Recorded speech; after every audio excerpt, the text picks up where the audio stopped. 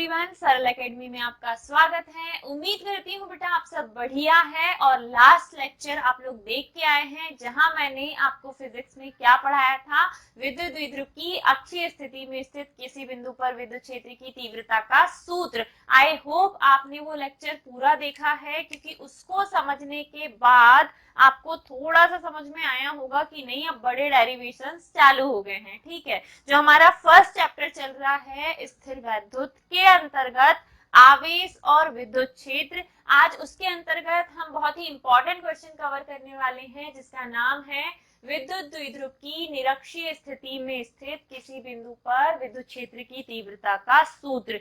Question आपसे 2-3 तरीके से पूछ सकता है। पहला टाइप सिंपल जो सामने आपके लिखा है वही रहेगा।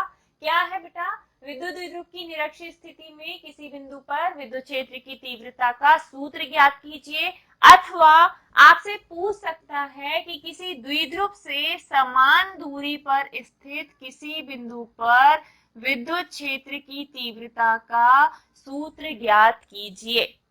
ध्यान से सुनिएगा, जो आपको क्वेश्चन लिखना है वो इम्पोर्टेंट क्वेश्चन है। लास्ट ईयर अगर मैं एमपी बोर्ड की बात करूं तो अक्षीय स्थिति पूछ लिया है बेटा 2025 के एग्जाम में। अब निरक्षीय स्थिति के चांसेस बन सकते हैं, तो अच्छे से ध्यान से समझना इम्पोर्टेंट है। आगे जाके हमें न्यूमेरिकल्स भी सॉल्व करने हैं और उनके लिए आपको बेसिक बहुत अच्छे से समझ में आना चाहिए। तो सारे डेरिवेशंस को ना सिर्फ आपको समझना है बल्कि बार बार प्रैक्टिस भी करनी है, तब तक जब तक आपसे बहुत अच्छे से ना बनने लग जाए। तो ठीक है, चलिए स्टार्ट करते हैं। हम निकालने वाले हैं द्विध्रुव की निरक्षीय स्थिति में तीव्रता। तो आपके सामने मैंने पहले से ऑलरेडी एक डायग्राम बना के रखा है बेटा, बस मैं इसमें एक्सप्लेन करती हूँ कि कहाँ क्या है। बहुत अच्छे से ध्यान से देखना और समझना।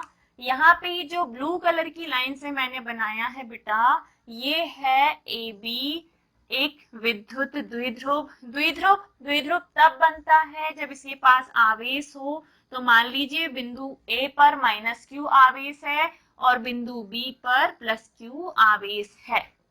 ठीक है, ए भी क्या है, एक विद्युत द्विध्रुव है। इस पर अगर हम आवेश की बात करें तो बिंदु ए पर -q और बिंदु बी पर +q आवेश है। द्विध्रुव के बीच की दूरी अगर हम बात करें तो बेटा 2a मीटर। अक्षीय स्थिति में भी मैंने आपको सेम बताया है। आवेश की बात करें तो -q और +q कूलाम। इनके बीच की दूरी की बात करें तो 2a मीटर। दोनों द्विध्रुव जो है इसके मध्य में एक सेंटर पॉइंट है बेटा बिंदु O, और O बिंदु से अगर हम निरक्षीय स्थिति में मतलब ऊपर की ओर चलें y अक्ष की तरफ, ये होता है x अक्ष, और जब हम ऊपर चलते हैं ऊर्ध्वाधर स्थिति में तो वो होता है y अक्ष। तो जब हम ऊपर की तरफ चलें तो कुछ दूरी, तो मान लीजिए कितनी दूरी, r दूरी पर एक बिंदु है बेटा, इसका नाम है बिंदु P, और बिंदु P पर ही हमें विद्युत क्षेत्र की तीव्रता ज्ञात करनी है। ठीक है, क्या क्या बनाया, ए बी एक विद्युत द्विध्रुव है जिस पर आवेश -q और +q कूलाम है। द्विध्रुव के बीच की दूरी 2a मीटर है। इसके मध्य में एक सेंटर पॉइंट है O। बिंदु O से r दूरी पर एक बिंदु P स्थित है जहां हमें विद्युत क्षेत्र की तीव्रता ज्ञात करनी है। क्लियर, यहाँ तक समझ गए। अब जब हमने बिंदु आवेश के कारण तीव्रता निकाले थे, सेंटर में एक पॉइंट था O जिस पर आवेश था +q, इससे दूरी थी r, और r दूरी पर हमने एक पॉइंट लिया था बेटा, इस पॉइंट का नाम P था, और यहाँ हमने क्या ज्ञात की थी, विद्युत क्षेत्र की तीव्रता। तो जब हमने बिंदु आवेश के लिए तीव्रता निकाले थे तो एक आवेश से बिंदु P तक की दूरी क्या माने थे, r। ठीक है, एक आवेश से बिंदु P तक की दूरी क्या माने थे, r, और बिंदु P पर हमने किसी दूसरे परीक्षण आवेश की कल्पना किए थे, और फिर जो तीव्रता निकल के आई थी ना बेटा, वो थी E बराबर 1/4 pi epsilon not Q upon दूरी क्या है r, तो r² और मात्रक होता है न्यूटन प्रति कूलाम। ये हमने बिंदु आवेश के लिए तीव्रता निकाले थे। यहाँ पे r जो है वो एक आवेश से बिंदु P तक की दूरी है r, इस वाले r से तुलना मत कर देना।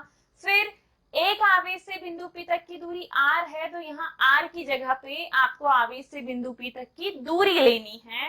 फिर दूसरा आवेश हमारे पास माइनस क्यू है, तो माइनस क्यू से बिंदु पी तक की दूरी हम लेंगे। दोनों ही कंडीशन में हम बिंदु आवेश के लिए विद्युत क्षेत्र की तीव्रता का सूत्र लगाएंगे और फिर हम जब दोनों तीव्रताओं का योग कर देते हैं तो हमें क्या मिल जाती है, परिणामी तीव्रता। बट ऐसा नहीं होता। अक्षीय स्थिति में बड़ी वाली तीव्रता में से छोटी वाली तीव्रता को हमने घटाकर परिणामी तीव्रता E का मान ज्ञात किया था, जो कि आया था E बराबर E1 माइनस E2। एक तीव्रता का मान ज्यादा था, दूसरे वाले का बहुत कम था, तो ज्यादा वाले में से कम वाले को घटा दिया था। जिसकी दूरी कम थी उसकी तीव्रता ज्यादा थी, जिसकी दूरी ज्यादा थी बिंदु से उसकी तीव्रता कम थी, क्योंकि बल का मान कम था तो हमने ज्यादा वाले में से कम वाले को घटाकर परिणामी तीव्रता E निकाले थे। अब आज देखते हैं आज कौन सा चमत्कार होने वाला है ना। ठीक है, बिना चमत्कार के फिजिक्स में डेरिवेशन सॉल्व होते हैं क्या, नहीं होते।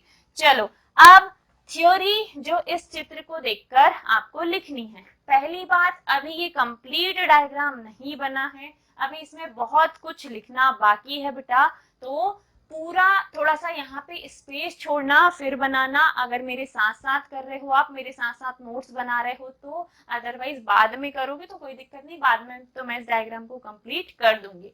अब सबसे पहली बात, क्या हमें आवेश से बिंदु P तक की दूरी ज्ञात है, नहीं। ए बिंदु से बिंदु P तक की दूरी पता है क्या, नहीं। मतलब आवेश से बिंदु P तक की दूरी हमें पता नहीं है, जहां पर हम परीक्षण आवेश की कल्पना करते हैं, लेकिन लिखने की जरूरत नहीं है। अब क्या हमें प्लस क्यू आवेश से बिंदु P तक की दूरी पता है, तो मैडम नहीं पता। तो सबसे पहले इन दूरियों का मान निकालो।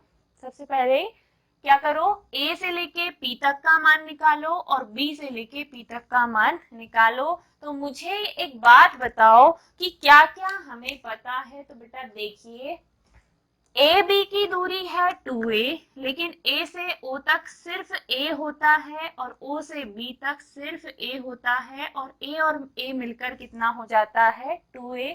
O से लेके P तक की दूरी क्या है, R। अगर हम इस त्रिभुज की बात करें, जो कि कैसा त्रिभुज है, समकोण, तो इस समकोण त्रिभुज में हमें लंब पता है, आधार पता है, क्या नहीं पता बेटा, कर्ण। हम फॉर्मूला लगा सकते हैं पाइथागोरस प्रमेय और उससे किसका मान निकाल सकते हैं, कर्ण का।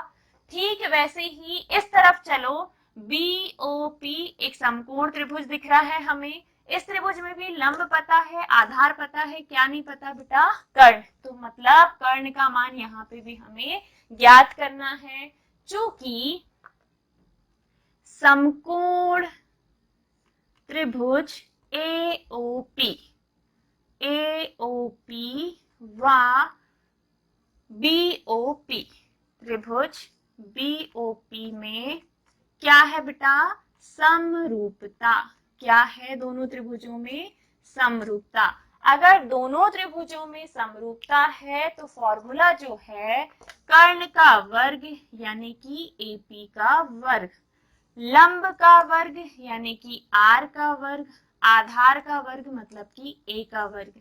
तो जब हम AP स्क्वायर की बात करेंगे तो फॉर्मूला क्या आएगा, AP स्क्वायर बराबर R square plus A square. ठीक है, ठीक इसी प्रकार BP स्क्वायर का फॉर्मूला भी ऐसा ही आएगा। तो आप कह सकते हो BP स्क्वायर बराबर है किसके, AP स्क्वायर के, और दोनों का मान क्या है, R square plus A square. ठीक है, कर्ण का वर्ग बराबर लंब का वर्ग प्लस आधार का वर्ग, दोनों कर्ण एक जैसे हैं तो इनके लिए लंब और आधार भी एक जैसे हैं। ठीक है, लंब और आधार दोनों में कैसी भुजाएं हैं, कॉमन मान। तो जब BP स्क्वायर AP स्क्वायर का मान ये आया है तो BP बराबर आएगा AP के, और वर्ग हटाओगे तो इस तरफ क्या आ जाएगा बेटा, अंडर रूट। अंडर रूट किसके ऊपर आएगा, R square plus A square के ऊपर। मतलब अगर मैं कहीं BP स्क्वायर या AP स्क्वायर का मान रखने को बोलूं तो आपको R square plus A square लिखना है, और अगर कहीं BP या AP का मान लिखने को बोलूं तो आपको under root R square plus A square लिखना है। अब यहाँ हमें स्क्वायर का मान नहीं लिखना, यहाँ हमें मान चाहिए किसका बेटा, AP का, जो कि आया है under root R square plus A square. ठीक है, और इस तरफ भी सिमिलर वैसे ही under root R square plus A square, क्योंकि दोनों भुजाएं कैसी हैं, बराबर, एक जैसी, ठीक है, डिट्टो सेम। तो हम कह सकते हैं कि एपी और बीपी का मान परस्पर कैसे है, बराबर, क्योंकि इनके लंब और आधार कैसे हैं, बराबर, ठीक है। अब ये तो निकाल लिए। अब हम आते हैं डेरिवेशन पर। डेरिवेशन की शुरुआत के पहले आप साइड हेडिंग दोगे, निरक्षीय स्थिति में तीव्रता का सूत्र, डैश करके डायग्राम बनाओगे, डायग्राम की तरफ ही रफली आप ऐसे निकाल सकते हो वैल्यू। चाहो तो करते करते डेरिवेशन के पहले थ्योरी के नीचे भी कर सकते हो, अप टू यू, कोई दिक्कत नहीं है, ये आप कहीं पे भी कर सकते हो, ठीक है। अब आपको लिखना क्या है बेटा, तो चित्रानुसार ए बी एक विद्युत द्विध्रुव है, दो ध्रुव है, कैसे, तो जिस पर माइनस क्यू और प्लस क्यू आवेश उपस्थित है, द्विध्रुव के बीच की दूरी 2a मीटर है, द्विध्रुव के मध्य बिंदु O से निरक्षीय स्थिति में r दूरी पर एक बिंदु P स्थित है, जहां हमें विद्युत क्षेत्र की तीव्रता ज्ञात करनी है। तो पहले एक आवेश से बिंदु P को हमने मिलाया, फिर दूसरे आवेश से बिंदु P को हमने मिलाया, हमें दो दूरियां मिल गई AP और BP। तो पहले किसके कारण निकाल लेते हैं हम, प्लस Q के कारण। पहले किसके कारण निकालते हैं, प्लस Q आवेश के कारण। तो बाकायदा लिखिए, प्लस Q आवेश के कारण कहां पर बेटा, बिंदु P पर तीव्रता। अब मुझे बताओ सिर्फ सिंगल आवेश के कारण तीव्रता क्या होती है, तो चूंकि यहाँ दो आवेश के कारण निकालना है, तो एक आवेश के कारण हम मान सकते हैं कि तीव्रता क्या है बेटा, E1, और फॉर्मूला क्या होता है, 1/4πε0 Q/r², ठीक है, 1/4πε0 Q/r² होता है बिंदु आवेश के लिए तीव्रता का सूत्र। आवेश Q ही है, लेकिन r² की जगह दूरी क्या आ जाएगी, तो r² की जगह दूरी आ जाएगी बेटा, प्लस Q आवेश के लिए दूरी क्या है, BP, तो यहाँ पर क्या आ जाएगा, r² की जगह BP का स्क्वायर। अब मान रखिए बेटा, BP² का मान है कुछ हमारे पास, ये सदिश राशि है, 1/4πε0 Q/BP² का मान क्या है बेटा, BP² का मान है r² plus a² and it's equation number 1। आ गया क्लियर। देखो बिंदु आवेश के लिए विद्युत क्षेत्र की तीव्रता के सूत्र में सिर्फ r² की जगह हमने BP² रखा, क्योंकि आवेश से बिंदु P तक की दूरी क्या है, BP है। जब हमने BP² का मान निकाला था तब हमें मिला था r² प्लस a², तो यहाँ पे आप रख दोगे r² प्लस a², मात्रक होता है न्यूटन प्रति कूलम, समीकरण नंबर 1 हमारा आ गया। अब हमें क्या करना है, अब हमें दूसरे आवेश के कारण बिंदु P पर तीव्रता निकालनी है। पर इसके पहले एक बात और, जो बच्चे क्लास लगा रहे हैं रेगुलरली, रोज लाइव आ रहे हैं, रोज लेक्चर अटेंड कर रहे हैं, उनसे मेरी रिक्वेस्ट है प्लीज बेटा कमेंट करो, कमेंट करके बताओ आपको समझ में आ रहा है कि नहीं, या फिर थोड़ा स्लो चले, या कुछ समझने में दिक्कत है, समझाने के तरीके में एप्रिशिएशन भी दे सकते हो कि हाँ मैडम बहुत अच्छे से समझ में आ रहा है। There are lots of things to comment, ठीक है, आप कुछ भी अच्छा कमेंट करके हमें थोड़ा सा मोटिवेशन दो, ताकि हमें लगे कि नहीं हमारी मेहनत थोड़ी सी सकारात्मक दिशा में आगे बढ़ रही है।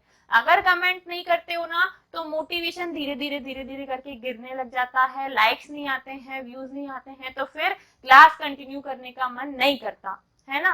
तो मोटिवेशन के लिए क्या करना है, अगर आप 12th में हो, अभी आए हो, तो अपने दोस्तों को ज्यादा से ज्यादा वीडियो को शेयर करो। सब्सक्राइब नहीं किया है चैनल को तो सब्सक्राइब कर लो। फाइनेंशियली कैपेबल हो तो वहां से भी आप हमें सपोर्ट कर सकते हो, ताकि हम और अच्छा कंटेंट आपके लिए लेके आए, क्योंकि हर चीज के लिए चाहिए मोटिवेशन, पैसा, पावर, सब कुछ, ठीक है। तो जिस भी एंगल से आप, जिस भी वे में आप हमें सपोर्ट कर सकते हैं प्लीज कीजिए, ताकि हम भी मोटिवेटेड रहें, जो बीच बीच में मोराल डाउन होता है वो ना हो, और कंटिन्यू आपके लेक्चर्स चलते रहें, और हम बहुत बेहतरीन तरीके से 12th बोर्ड एग्जाम की तैयारी करें और अच्छे नंबर से 2026 में एग्जाम को क्लियर करें। ठीक है, बहुत अच्छा परसेंटेज बनाए।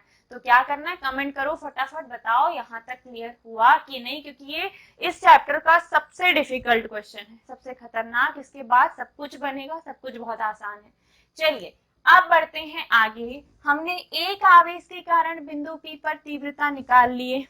ठीक है, अब हम निकालेंगे दूसरे आवेश के कारण, जो कि क्या है बेटा, -q। तो बाकायदा लिखिए, -q आवेश के कारण कहां पर, बिंदु P पर तीव्रता। -q आवेश के कारण बिंदु P पर तीव्रता। तो सेम वही कहानी, तीव्रता का फॉर्मूला क्या है, E2 बराबर 1/4 पाई एप्सिलॉन नॉट। अब दूसरे आवेश के कारण तीव्रता हमें क्या माननी है बेटा, यहाँ पे E2, और E2 देखो प्लस Q और यहाँ पे Q0 एक दूसरे को क्या करेंगे, प्रतिकर्षित। तो यहाँ पर जो तीव्रता की दिशा होगी E1 की, वो होगी बेटा दूर जाती हुई। -q और यहाँ क्या होता है, परीक्षण आवेश Q0 एक दूसरे को करेंगे आकर्षित। तो तीव्रता की दिशा क्या होगी, पास आती हुई। और तीव्रता यहाँ अगर हमने E1 मानी है, तो नीचे हम क्या मानेंगे बेटा, तीव्रता E2। दोनों तीव्रताओं के मान हम निकाल रहे हैं। क्या बोला मैंने, प्लस Q और Q0 एक दूसरे को प्रतिकर्षित करते हैं, तो प्रतिकर्षण बल के कारण तीव्रता की दिशा कैसी है, दूर जाती हुई। -q Q0 एक दूसरे को आकर्षित करते हैं, तो तीव्रता की दिशा कैसी है, पास आती हुई। और हमने लिख दिया E2, और E2 का मान हमें चाहिए, तो फॉर्मूला क्या होगा, 1/4 पाई एप्सिलॉन नॉट। आवेश है Q और R स्क्वायर की जगह बेटा दूरी क्या है, AP। तो यहाँ क्या हो जाएगा, AP का स्क्वायर। ठीक है, AP का स्क्वायर। अब मुझे एक बात बताओ कि AP स्क्वायर का मान हमने क्या निकाला है, वो देखो दिख रहा है। AP स्क्वायर का मान क्या है, Q बटे में AP स्क्वायर का मान है बेटा R square plus A square Newton प्रति कूलम, समीकरण नंबर 2। ठीक है, समीकरण 1 में पहली तीव्रता मिल गई, समीकरण 2 में दूसरी तीव्रता मिल गई, और दोनों ही तीव्रताओं के मान को जब हम ध्यान से देखते हैं, तो हम पाते हैं कि दोनों की वैल्यू एग्जैक्ट सेम है। इतना सा भी अंतर नहीं, ना प्लस माइनस का अंतर, ना कुछ का। दोनों तीव्रताओं के मान कैसे हैं बेटा, समान। लेकिन चित्र की तरफ जब हम जाते हैं, तो देखते हैं दोनों तीव्रताओं की दिशाएं परस्पर कैसी हैं, विपरीत। तो हम यहाँ बोलेंगे, चूंकि समीकरण 1 व 2 से स्पष्ट है कि, समीकरण नंबर 1 व 2 से स्पष्ट है कि दोनों तीव्रताओं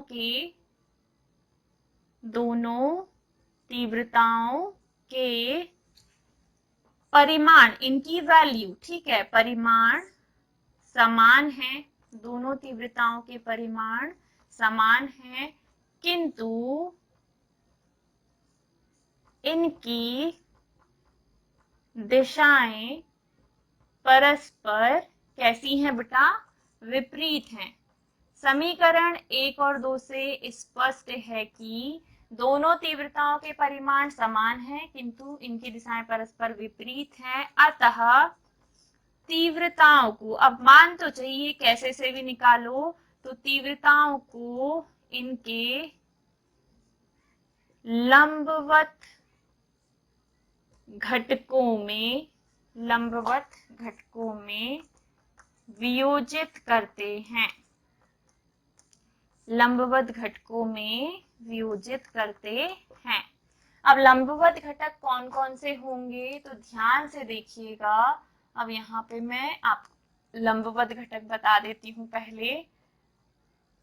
सबसे पहले ये जो E1 तीव्रता है, इसका लंबवत घटक होगा ये बेटा, ये रही E1 तीव्रता, ये रहा बिंदु E वाला हिस्सा, और ये इधर आधार।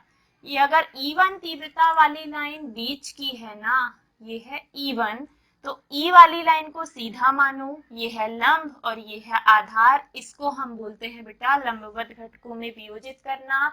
जो लंब वाला घटक होता है वो होता है बेटा E1 साइन थीटा, और जो आधार वाला घटक होता है वो होता है E2 कॉस थीटा। ये तो बात हो गई बेटा E1 तीव्रता की।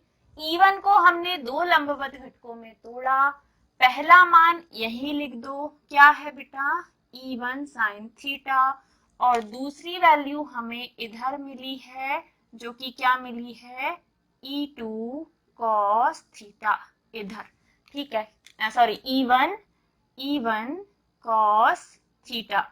इसके दो लंबवत घटक, पहला घटक E1 साइन थीटा और दूसरा घटक E1 कॉस थीटा। अब दूसरी तीव्रता देखो इधर है नीचे की तरफ, और इसका नाम क्या दिए हैं हमने, तीव्रता E2। अब E2 के दो लंबवत घटक, तो एक लाइन खींच दो बेटा नीचे और एक लाइन हमारे पास ऑलरेडी है, बन गए लंबवत घटक एज इट इज। इसका लंबवत घटक ये और इसका लंबवत घटक ये, मतलब आपको समकोण बनाना है तो एक लंब बनेगा और दूसरा आधार। तो यहाँ पे हमें क्या करना है, यहाँ पे हमें आना है नीचे की तरफ, तो यहाँ पर रहेगा बेटा घटक कौन सा, E2 साइन थीटा। यहाँ पे रहेगा क्या, E2 को तोड़ना है ना, E2 को तोड़ना है तो लंबवत घटक क्या होगा E2 साइन थीटा, और आधार वाला घटक क्या होगा इधर वाला बेटा E2 कॉस थीटा। तो यहाँ लिखिए आप क्या E2 कॉस थीटा, ठीक है, इसको मिटा दो। क्या किया, E1 को दो घटकों में तोड़ा, कौन कौन से घटक, E1 साइन थीटा और E1 कॉस थीटा। फिर E2 को दो घटकों में तोड़ा, E2 साइन थीटा और E2 कॉस थीटा।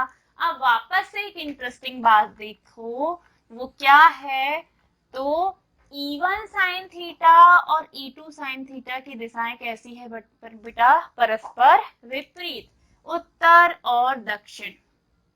E1 और E2 साइन थीटा की दिशाएं परस्पर कैसी है, विपरीत। तो अगर एक का मान प्लस में होगा तो दूसरे का माइनस में, मान अगर दोनों का सेम होगा लेकिन प्लस माइनस होगा तो आप कहोगे दोनों एक समय के बाद क्या हो जाएंगे, निरस्त। चूंकि चित्र से स्पष्ट है E1 साइन थीटा और E2 साइन थीटा घटक जो हैं इनकी दिशाएं परस्पर विपरीत हैं, अतः ये दोनों निरस्त हो जाते हैं।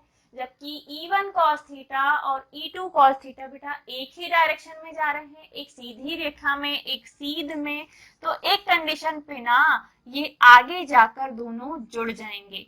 कौन कौन, E1 cos थीटा और E2 cos थीटा आगे कहीं जाकर सगे मित्र बन जाएंगे, जुड़ जाएंगे, ठीक है।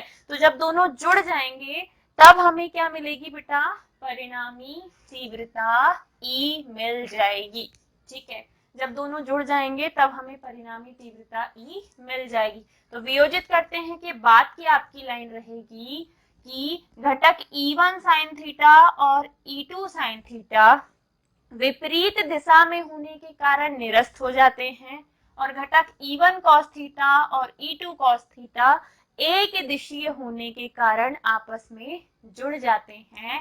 तब बिंदु P पर परिणामी तीव्रता, अब ये उतार लो क्योंकि ये मैडम मिटाने वाली है। E1 का मान मेरे पास क्या है बेटा, E1 का मान है 1/4 pi epsilon not Q upon R square plus A square, और सिमिलरली E2 का मान क्या है 1/4 pi epsilon not Q upon R plus A square, मतलब E1 का और E2 का मान इज इक्वल टू है, बराबर है हमारे पास। तो अब मैं मिटा सकती हूँ ताकि मैं ये मान रख के सॉल्व कर दूं, उसको लिखना नहीं है, ये आपके पास ऑलरेडी है, मैंने तो बस याद रखने के लिए लिख दिया ताकि मैं जब साफ कर दूं बोर्ड को तो मुझे याद रहे, ठीक है। तो यहाँ तक की कहानी क्लियर। चूंकि हमें दोनों तीव्रताओं के मान कैसे मिले हैं बेटा, बराबर। अब जब मान बराबर हैं लेकिन दिशाएं कैसी हैं, परस्पर विपरीत, तो हमने दोनों तीव्रताओं को इनके दो लंबवत घटकों में तोड़ दिया। फिर मैंने बोला कि बेटा ये दोनों विपरीत दिशा में हैं तो एक कंडीशन के बाद निरस्त हो जाएंगे, काटना नहीं इसमें है ना, ये तो मैं ऐसे ही दिखा रही हूँ। एक कंडीशन के बाद क्या हो जाएंगे, निरस्त हो जाएंगे। लेकिन ये जो नीचे वाले हैं ना, नीचे वाले कौन, E1 cos थीटा और E2 cos थीटा, ये दोनों आपस में जुड़ जाएंगे। जब ये जुड़ जाएंगे तब बिंदु P पर परिणामी तीव्रता कैसे मिल रही है बेटा, परिणामी तीव्रता जब दोनों घटक जुड़ रहे हैं, मतलब E का मान चाहिए तो E1 cos थीटा को और E2 cos थीटा को जोड़ दो। E1 और E2 cos थीटा को जोड़ दो। E1 और E2 अलग अलग है तो अलग अलग ही रहने दो, E1 प्लस E2 इनटू में कॉमनली आप इन दोनों को जोड़ोगे तो क्या हो जाएगा, 2 cos थीटा। बाद में भी जोड़ सकते थे, ठीक है। अब E1 का मान और E2 का मान हम रख सकते हैं तो रखिए। E1 का मान समीकरण 1 से रखोगे तो 1/4 pi epsilon not Q upon R square plus A square. वापस से बीच में क्या है बेटा, प्लस है। E2 का मान रखिए 1/4 pi epsilon not Q upon R square plus A square into में क्या है बेटा, 2 cos थीटा। इनटू में क्या है, 2 cos थीटा। दोनों तरफ ये कॉमन है तो इनको कॉमन ले लो, इनटू वाले को इनटू में रहने दो। क्या है कॉमन, इधर ये दोनों क्या है, सेम है तो एक ही आएगा, कॉमन लेने पर आएगा 1/4 pi epsilon not Q upon R square plus A square और इनटू में ऑलरेडी क्या है बेटा, 2 cos थीटा। 2 cos थीटा में cos थीटा का मान चाहिए तो निकालिए। कैसे निकालेंगे, तो cos थीटा बराबर क्या होता है, साइड में कर सकते हो, ठीक है। चूंकि cos थीटा बराबर होता है आधार बटे कर्ण, तो cos थीटा में आधार क्या है बेटा, A और कर्ण दोनों तरफ क्या है, under root R square plus A square. जब हम दोनों त्रिभुजों की बात करें तो आधार है दोनों तरफ A और कर्ण है under root R square plus A square. तो cos थीटा का मान क्या आएगा बेटा, cos थीटा का मान आएगा A upon under root R square plus A square. E बराबर 1/4 पाई एप्सिलॉन नॉट, ऊपर है Q बटे में R square plus A square into में है बेटा 2। cos थीटा का मान क्या है, A और इसके बटे में क्या है, under root R square plus A square.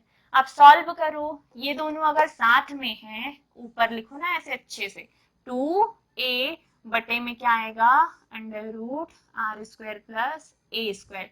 Solve कीजिए, कैसे, तो चूंकि कोई एक आवेश और आवेशों के बीच की दूरी के गुणनफल को द्विध्रुव आघूर्ण कहते हैं। कोई एक आवेश, आवेशों के बीच की दूरी, इन दोनों के गुणनफल को द्विध्रुव आघूर्ण कहते हैं और इसे रो से दर्शाते हैं। तो सॉल्व कीजिए, E बराबर आएगा 1/4 पाई एप्सिलॉन नॉट, इन दोनों की जगह हो जाएगा बेटा रो, इसकी घात कुछ नहीं है, R square plus A square की घात कुछ नहीं है तो 1, और इसको जब हटाओगे तो देखो R square plus A square एक ब्रैकेट में, दूसरी तरफ अंडर रूट हटाओगे ना तो घात में क्या आ जाता है, घात में आ जाता है 1/2। घात 1 और 1/2 आधार समान होने पर घातें जुड़ जाती हैं। इसकी घात कुछ नहीं है, 1 है, इसकी घात है 1/2, तो 1 सही 1/2 का मतलब होता है 2 कम 2 और 1 3/2, 3/2। तो इन दोनों की घातें जुड़ने के बाद क्या होगा बेटा, 1/4 पाई एप्सिलॉन नॉट रो के बटे में R square plus A square और घात कितनी हो जाएगी इनकी, 3/2। घात कितनी हो जाएगी, 3/2 घात हो गई, ठीक है। और मात्रक क्या हो जाएगा, न्यूटन प्रति कूलाम। ये आ गया बेटा तीव्रता का सूत्र, ठीक है, आ गया तीव्रता का सूत्र। लेकिन थोड़ा और सॉल्व करना पड़ेगा, थोड़ी और मेहनत करनी पड़ेगी। देखिए अभी कुछ नहीं किए, हमने इन दोनों घटकों को जोड़ा, जोड़ने के लिए E1 और E2 का मान रखा जो कि एक जैसा था, और इनटू में cos थीटा और cos थीटा जुड़ा तो क्या हो गया 2 cos थीटा। इन दोनों तरफ में से हमने एक चीज कॉमन ले ली, आ गया इनटू में क्या है 2 cos थीटा। 2 रहने दो, cos थीटा का मान होता है आधार बटे कर्ण, तो आधार बटे कर्ण को यहाँ ला लो। Q इंटू 2a बराबर होता है रो, तो Q इंटू 2a की जगह रख दो रो, R square plus A square है, अंडर रूट में ये अंडर रूट को हटाने पर घात में आता है 1/2, इधर है घात में 1, इधर है 1/2, दोनों को ऐड करोगे तो घात में आ जाएगा 3/2 यानी कि 3/2। अभी भी ये सॉल्व नहीं हुआ है, अभी भी थोड़ा सा बाकी है, तो जो थोड़ी सी मेहनत रह गई है ना उसे हम यहाँ करते हैं, ठीक है।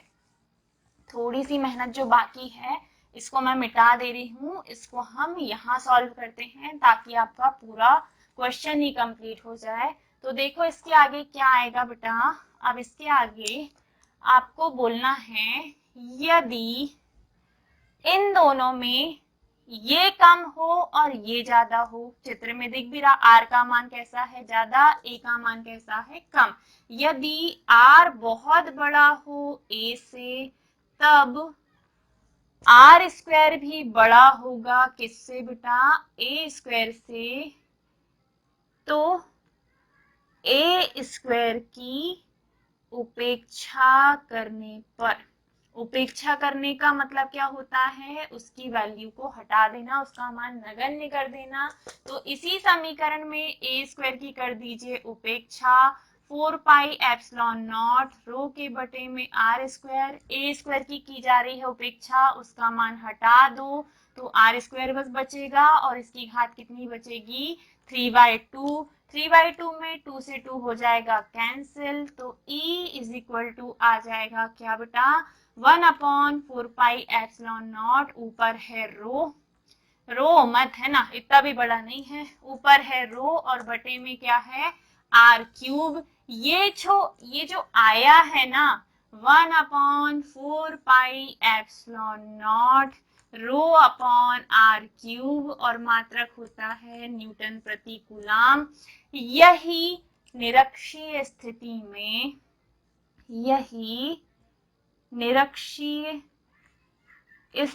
में विद्युत क्षेत्र की तीव्रता का सूत्र है।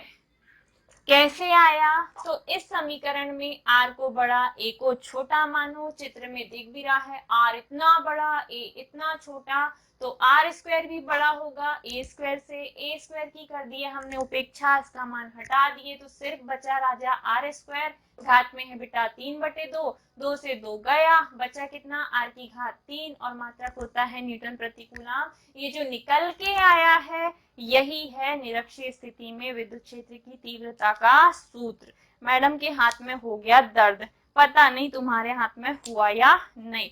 तो आई होप बेटा आप लोगों को यहाँ तक बहुत अच्छे से समझ में आया, नहीं समझ में आया होगा तो एक दो बार और रिपीट कर करके देख लेना, लेकिन स्किप करके मत जाना, इंपॉर्टेंट क्वेश्चन है एग्जाम पॉइंट ऑफ व्यू से, और आगे के क्वेश्चंस को समझने के लिए पीछे के क्वेश्चंस को समझना बहुत जरूरी है, ठीक है। तो फिजिक्स में अगर अच्छा स्कोर करना है तो टीचर्स की बात मानिए, अच्छे से अभी से पढ़ाई में लग जाइए, बाद में एग्जाम टाइम पे कुछ नहीं होता और फिर बच्चे बोलते हैं शॉर्टकट, ठीक है मैम मैराथन लाओ, ये सॉल्यूशन वो सॉल्यूशन, इंपॉर्टेंट क्वेश्चन, तो तब इतना ज्यादा रोने से अच्छा है कि अभी से थोड़ा बहुत मेहनत करना हम चालू कर दें। इंस्टाग्राम अगर आप लोगों ने हमारा चैनल सब्सक्राइब नहीं किया है, ज्वाइन नहीं किया है तो कर लीजिए, वहां पे भी हम आपके लिए बहुत important question, objective practice, funny question, numerical सब लेके आते हैं, ठीक है। तो एक बार उस पेज पे भी जाके विजिट करो, और चैनल को सब्सक्राइब नहीं किया है तो अभी कर लो, स्टोरी लगाना चालू कर दो ताकि मैडम को भी थोड़ा सपोर्ट मिले।